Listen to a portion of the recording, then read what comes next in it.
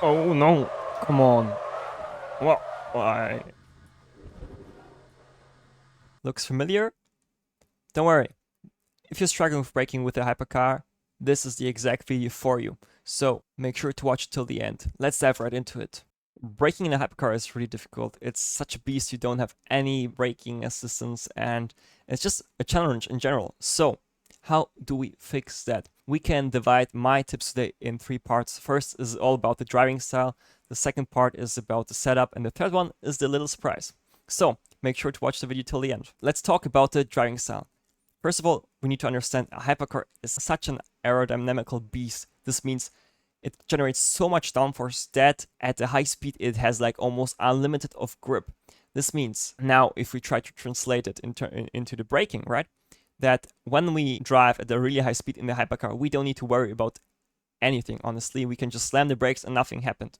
The problem now is that the slower the car gets, the less aerodynamical grip the car produces. This means the grip we have available for braking is also going down. This means while braking we need to have that in mind. Otherwise we will lock up and lose the car. In addition to that, of course, we also need to drive a corner at some point. The problem with that is if we look at the tire on its own has only 100% of grip. As soon as we start to turn in, we need some grip for cornering, of course, because if we have no grip for cornering, the car won't turn. Now, if we relate that again to our braking process, as soon as we turn in, we are forced to release the brake, because by releasing the brake, we trade grip from braking to turning, right?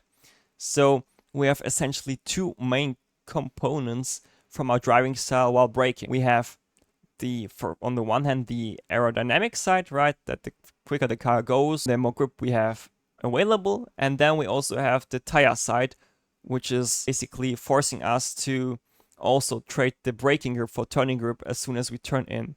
This means, for example, if we have like a high-speed corner, as an example, we can take the Titan before Indy.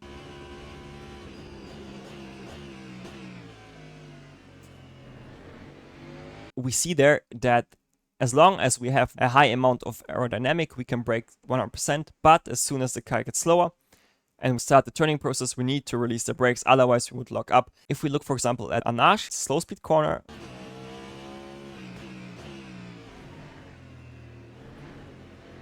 you see that we don't even brake 100%. Why? Because we don't have the aerodynamic grip and we need to work with the grip the tire just gives us. Your takeaway from this driving style part is that you need to have two main things in mind. It's on the one hand that the aerodynamics of the car have a major influence on your braking pressure, and then on the other hand also the tire aspect, that the tire only has 100% of grip, and as soon as you turn in, you need to transfer the grip you use for braking into turning. This means you need to also reduce the brake there. So the slower you go, you have to brake less. Even the most advanced braking style, let's say, won't be able to control a car which is just like setup-wise way too unstable. This is where part 2 of the video comes in, so let's quickly jump into the setup menu and see how we can improve our braking there. In the setup menu, we need to get ourselves into the wheel and brakes part. The important stuff is here at the bottom on left, so the brakes. We have 3 options: brake bias, brake migration, and max pedal force. Brake bias is just like the relationship between how much the car brakes on the front tires and on the rear tires, right?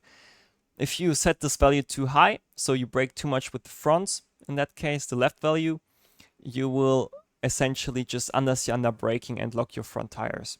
If you put this value too much rearwards, so if the value on the right side gets lower, you will essentially lock your rears and you will spin on the entry. So we don't want any of those extremes, right? The way we approach the brake bias during the setup phase is we try to overall get to the limit of the braking, and then when we are at that, when we try to find the sweet spot of the brake bias, we try to essentially go for a brake bias where the moment we get over the limit and start to lock up, it's the fronts which starts to lock up and not the rears. That's our target. Second tool, brake migration, is the most powerful tool, in my opinion, you have in Limo Ultimate, because without sacrificing a lot of the braking distance, you're able to make almost every car a joy to drive on the brakes. Sometimes even almost like ABS actually. And what does this brake migration value do? Essentially, you have the electrical engine, and the moment you start to brake, it recharges. It uses, of course, the rotation of the rear and the front tires, and you have the chance to essentially control the amount which is recharged on the rear and on the front. So, for example, if you put this value higher, 2.5 as the max, you will recharge more on the fronts than on the rears, and this will almost work the same as the brake bias. So the higher this value is, the more front brake bias you get from the brake migration, so to say. Last but not least, the max pedal force. This is the last setting I would touch if you struggle with braking, and what you essentially do is you reduce the maximum amount that you can brake with the car. So with the same pedal travel or pedal pressure, you will just brake less in the car, so to say, or the car will brake less, and this means that you will rather lock up less. But of course, this comes with a cost. Your braking distance can increase, right? So this is the last value I would change essentially if you're struggling with confidence and lockups while braking. For all the viewers which stick to the end and watch the video till that point, here's the little surprise I have essentially made for you. It's a spreadsheet where I put in, on the basis of my personal experience, which brake migration could be useful for you, and this maybe could potentially change your experience from one car completely. So maybe this helps you to find even more confidence and fun driving those hypercars in LMU. It's just important for you to understand that here you have the spreadsheet with the cars and the brake migration values I've put in, and here on the right side you have the the explanation of each cross. And generally, red is basically undrivable, orange is really on the edge, yellow is a challenge, but it's possible to drive quick with that, but it's hard, and green is just easy to drive. I hope you enjoyed my little surprise here and it's useful for you. Generally, if you enjoyed the video, make sure to hit the like button, write me a comment you found useful from this video, maybe some other video ideas, or journal some feedback. That would be great. But other than that, thanks for tuning in, and I see you in the next one. Bye bye.